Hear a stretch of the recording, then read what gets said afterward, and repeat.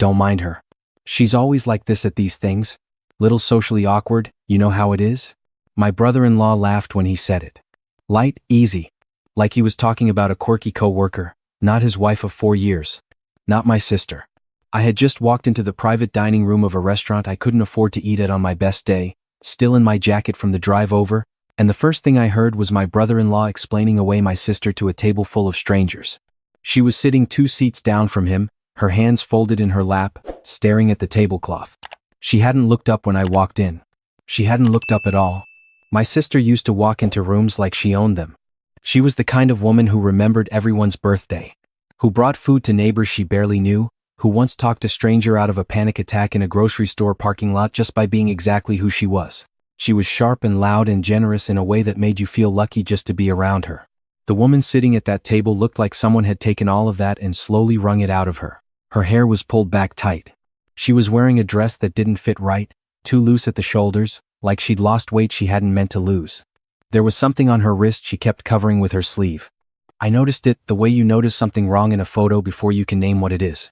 My brother-in-law, I'll call him Derek, because that was his name and he deserves nothing more, glanced over at me when I pulled out the chair next to my sister. Oh hey man. He said it casually. No apology for the comment. No introduction to the colleagues at the table. Just hey man, like I was a delivery guy who had shown up at an inconvenient time. I looked at my sister. Hey. She finally looked up. Her eyes were tired in a way that had nothing to do with sleep. She gave me a small smile, the kind that's mostly just the corners of your mouth. You made it. I had driven 3 hours to be there. She had texted me 2 days before, just, Derek has a work dinner Friday. He wants me there. Will you come? There was something in that text I couldn't put my finger on at the time. Not excitement. Not nervousness. Something closer to asking for backup. I understood it now. The dinner went on. Derek held court at his end of the table, talking loudly about a deal his company had just closed, dropping numbers the way people do when they want you to know how important they are. His colleagues laughed at his jokes on a slight delay, the way people do when they're not sure if they're required to. His mother, Sandra, sat across from him, nodding at everything he said like she was watching a performance she had paid for. Sandra had never liked my sister. I knew that from the first Christmas. It was the kind of dislike that doesn't announce itself. It works through small comments, through the way she handed my sister a dish towel instead of a wine glass when everyone else got wine, through the way she talked about Derek's ex like she was still an option. At one point during dinner, my sister quietly asked a waiter for a glass of water. Derek cut in before the waiter could respond. She doesn't need anything, thanks. He smiled at the waiter. Then he looked at my sister. You've barely touched your plate. I'm not that hungry. You're never hungry. He said it like a fact about her, something clinical, and then turned back to the table. Sorry about that. I put my fork down. I didn't say anything. Not yet. I had learned enough about Derek in 4 years to know that making a scene in front of his colleagues would only cost my sister later. He was the kind of man who collected debts. Everything you did to embarrass him, he charged back with interest when no one was watching. So I watched instead. I watched the way my sister shrank when he spoke over her. I watched the way she reached for her water glass and then stopped herself, like she'd been conditioned to ask permission first. I watched Sandra smile at Derek's colleagues like nothing unusual was happening, like this was just how dinners went. By the time dessert came, I had a very clear picture of what my sister's life looked like. And I had not slept well since. On the drive back, I called my sister. She answered after 3 rings. You don't have to say it, she said. I'm not going to say anything. I just want to know if you're okay. Silence. Leah, I'm fine. Her voice was flat. Not angry. Not sad. Just flat. The way a voice gets when feeling things has stopped feeling safe. I'm coming to visit next weekend. You don't have to. I know I don't have to. She was quiet for a moment. He doesn't like when people come by unannounced. I'll let you know I'm coming. She didn't argue. That scared me more than anything else about the call. I spent the next 2 weeks paying attention in ways I hadn't before. I scrolled back through my sister's social media. There was a version of her from 5 years ago that I barely recognized, laughing at concerts, hiking trails, calling into the camera with her arms thrown wide. The posts got fewer around the time she married Derek. The ones that remained were careful. Posed. Derek always center frame, my sister slightly off to the side, smiling in a way that looked like she'd practiced it. I found a photo from 8 months ago. A dinner party at their house. My sister's neck. A mark she'd tried to cover with a scarf that had shifted slightly to the left. I took a screenshot. I didn't know what I was going to do with it yet, but I took it. I called a college friend of mine who worked in family law. I didn't tell him everything. I just asked, hypothetically, what someone would need to start building a case. He told me. I wrote everything down. I visited my sister on a Saturday in late October. Derek was playing golf. She made coffee and we sat at her kitchen table and she talked about nothing for a while, a show she'd been watching, a recipe she'd tried, things at the edges of her actual life. I let her talk. I didn't push. Then I said, "Does he hurt you?" She looked at her coffee cup. Define hurt. Leah. It's not like it sounds. She said it fast, the way people say things they've rehearsed in case they ever had to say them. He gets frustrated. He has a lot of pressure at work. He doesn't always mean, "Does he hurt you?" She was quiet for a long time. Sometimes he forgets how strong he is, she said finally. I kept my hands flat on the table. I kept my voice even. Okay. Don't do anything. Her eyes came up fast. Please. If you say something to him, she stopped. I'm not going to say anything to him. Promise me? I promise I won't say anything to him. That was the truth. I wasn't planning on saying anything to Derek at all. What I was planning was something that required patience, which I had never been particularly good at. But for my sister, I was learning. Over the next month, I built a file. My friend in family law connected me with a private investigator, a woman named Carol who had worked domestic cases for 15 years and had the kind of calm, organized energy that made you trust her immediately. I gave her everything I had. The photo. The timeline of my sister's withdrawal from her own life. The incident at the dinner. Carol started pulling threads. What came back was worse than I expected. Derek had been fired from his previous company, not laid off, fired, quietly, after a female colleague filed a complaint. The complaint was settled out of court under an NDA. His current employer didn't know. His LinkedIn said he had transitioned to new opportunities. There was a restraining order filed by an ex-girlfriend in 2019, later dropped. The ex had moved out of state within 6 months of dropping it. Derek's personal finances were a mess. He had 2 credit cards maxed, a second mortgage on the house that my sister didn't know about, and a business LLC registered under his mother Sandra's name that had been operating at a loss for 2 years. All of it pointed to a man who needed my sister financially as much as he needed her to stay quiet. Carol handed me the folder on a Thursday evening. I sat in my car in the parking lot of a diner and read every page. I had promised my sister I wouldn't say anything to Derek. I hadn't promised anything about what I would do with information. I called my sister that night. I need you to do something for me, and I need you to trust me. What is it? I need you to start keeping records. Anything he says, anything he does. Write it down. Date, time, what happened. If you can do it safely. A pause. Why? Because you deserve a way out, and I'm going to make sure you have one. She didn't say anything for a while. Then, he checks my phone. I'll send you something. A notes app that looks like a calculator. He won't know what it is? Another pause. Longer. Okay, she said quietly. That was the moment things changed. My sister started documenting. Small things at first, things she might have dismissed before as just how things were. Then bigger things. A night in November when he threw a glass against the wall 6 inches from her head and told her she was lucky he had bad aim. A morning when he deleted the number of her closest friend from her phone and told her that woman was a bad influence. A weekend when he took her car keys and told her she didn't need to go anywhere. She sent me the notes encrypted, once a week, and every week I added them to the folder Carol had started. My sister didn't know I was also building towards something specific. Derek's company had an annual holiday gala in December. It was a big deal, donors, board members, local press. Derek had been angling for a promotion and he wanted to look polished, successful, stable. He was planning to bring my sister. He had already told her what to wear. I made a call to someone who covered the business section of a regional outlet, a journalist I'd met once at a friend's birthday who had given me her card and said, "If you ever have something worth talking about." I told her I might have something. I told her it involved a company that was about to publicly honor a man with a history that deserved scrutiny. She told me to send her what I had and she'd decide if it was worth pursuing. I sent her the folder. She called me back in 2 days. "This is a story," she said. "Give me 2 weeks. I gave her 2 weeks. The night of the gala, I drove to the venue. I hadn't told my sister I was coming. I had told her only one thing, the day before, "Whatever happens tonight, you are not alone." She had texted back a single word. Okay. I found a spot near the entrance and waited.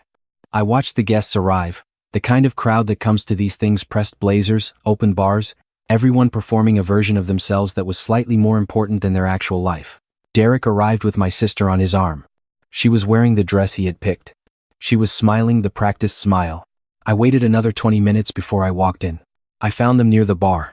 Derek was talking to two men in suits, my sister standing slightly behind him, holding a glass of sparkling water she wasn't drinking. He had his hand on her, back in the way that looked attentive from a distance but was actually just a way of knowing where she was at all times. I didn't approach them. Not yet. I found a spot against the wall, ordered a club soda, and waited for what I knew was coming. It didn't take long. One of the men Derek was talking to asked my sister something, some small polite question, the kind of question you ask a spouse at these things. My sister started to answer. Derek talked over her. She's not really up on this stuff, he said, lightly, smiling. She mostly handles the house. Right, babe? My sister's mouth closed. She nodded. The man who had asked the question looked slightly uncomfortable. His wife, standing next to him, looked at my sister with an expression I recognized, the kind of look women give each other when they see something they have seen before. That was the moment I moved. I walked over slowly, stopping just outside the group. Derek saw me first. His expression shifted surprise, then the careful composure of a man who has learned how to perform for audiences. Hey, he said.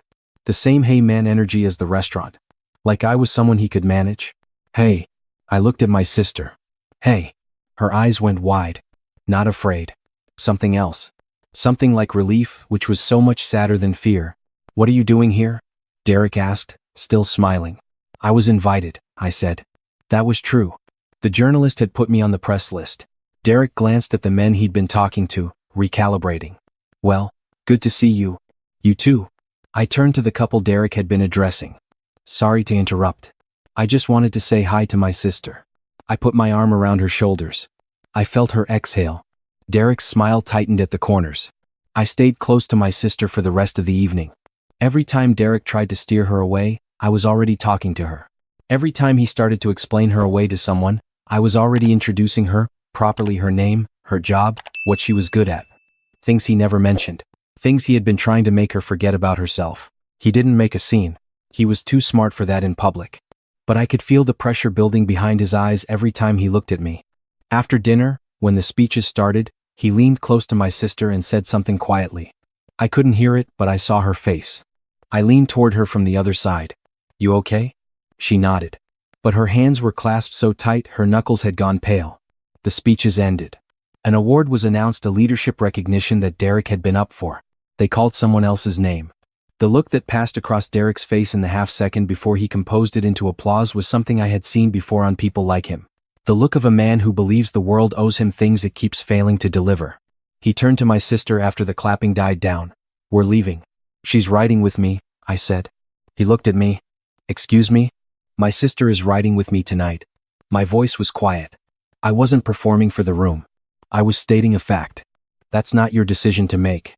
It's hers. I looked at her. What do you want to do? The table went still.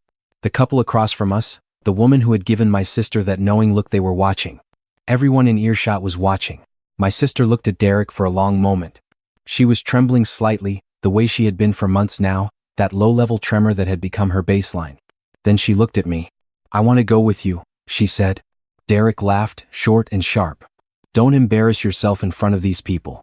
The only person embarrassing themselves right now, the woman across the table said quietly, is you. Her husband put a hand on her arm but didn't contradict her. Derek's jaw tightened. He looked at my sister one last time, the look of a man filing something away for later, and then he straightened his jacket and walked toward the bar. I guided my sister to the coat check. She didn't speak until we were outside in the cold, standing next to my car. Then she said, he's going to be so angry. I know. That's why you're not going home tonight. She looked at me. Where am I going? Wherever you want. You can figure that out. But not home. Not tonight. She started crying. Not loud. Not dramatic. Just quiet tears in the parking lot of a gala, standing in a dress her husband had chosen for her. She cried like someone who had been told for a long time that crying wasn't allowed, so she'd learned how to do it small. I drove her to a hotel that night. She had nothing with her but her purse. I paid for the room and sat with her for an hour. She didn't want to talk and I didn't push her to. We watched a home renovation show with the volume low and ordered room service, and she ate more than I had seen her eat in months. Before I left, she said, I saved them. What? The recordings? She looked at her phone. I recorded some of it. The nights when I thought, she stopped. I didn't delete them. I sent copies to an email address he doesn't know about. I looked at her for a moment. My sister, who had spent 4 years in a quiet prison and had been smart enough to build her own key. Good, I said. That was smart. What happens now? Now you have a choice. We can do this quietly, or we can do this publicly. Either way, I have a folder Carol's been building for 2 months. Either way, you have recordings. Either way, the lawyer I talked to says the case is solid. I paused. But the choice is yours. All of it. You decide the pace, you decide the scope. I'm just here. She nodded slowly. The other women, she said. The ex-girlfriend. The one who moved away. I know. If there are others, we can try to reach them. Carol knows how to do that without putting anyone at risk. She was quiet. Then, I don't want him to do this to anyone else. Then let's make sure he can't. The story broke 10 days later. The journalist published it on a Tuesday morning. She had done her own corroborating work on top of what I sent her, 2 additional sources, a review of the financial records, a statement from a former colleague who agreed to go on background. She had given Derek's company 48 hours to comment. They had declined.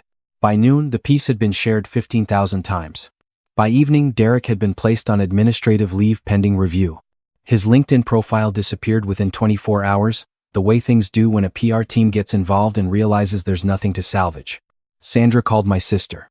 I don't know exactly what was said on that call, but my sister told me afterward that Sandra had asked her to consider what she was doing to the family.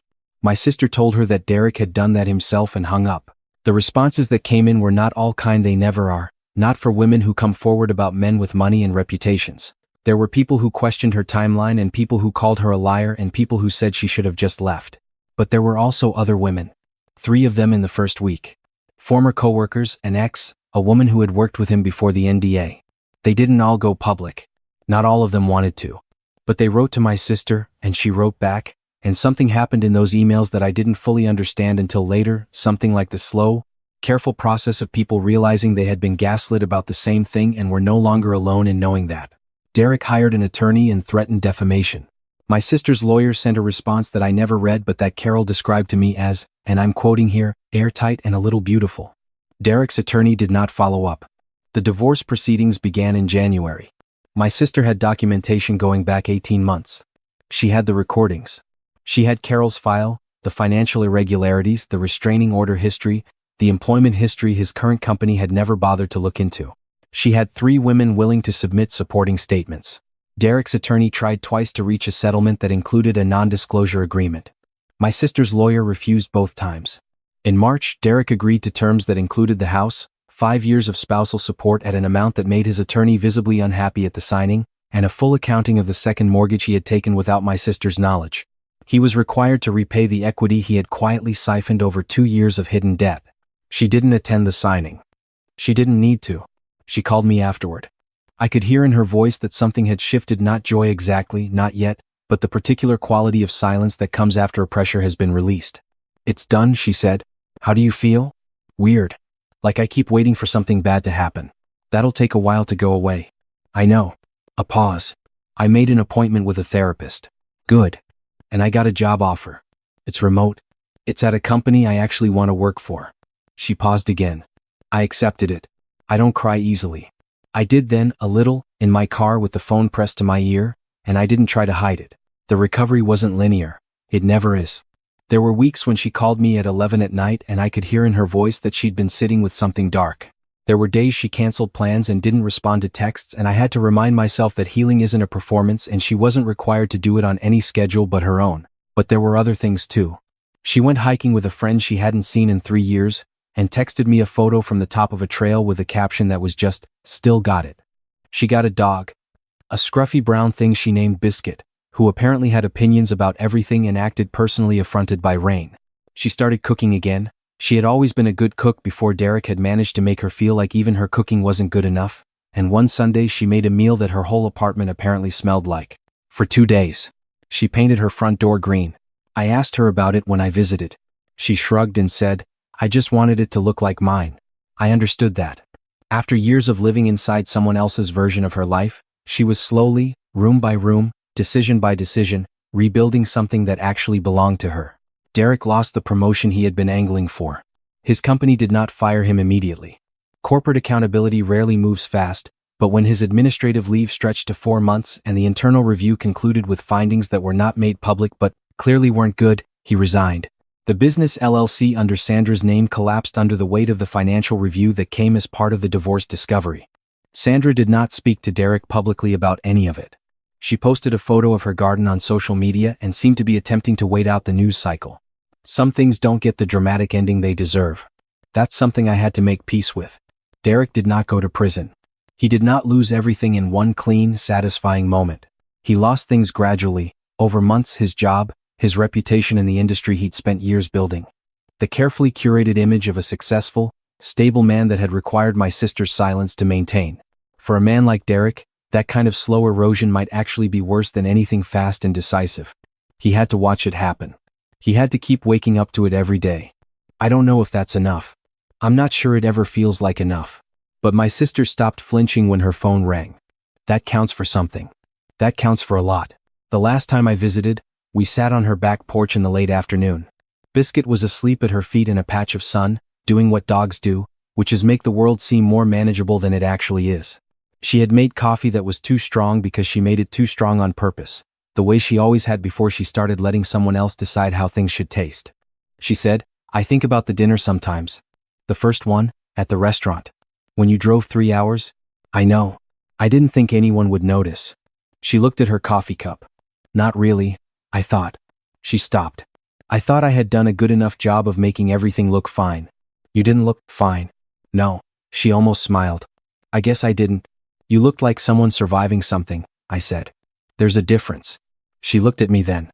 The tired look was still there. That kind of tired doesn't just disappear, it becomes something you carry differently over time.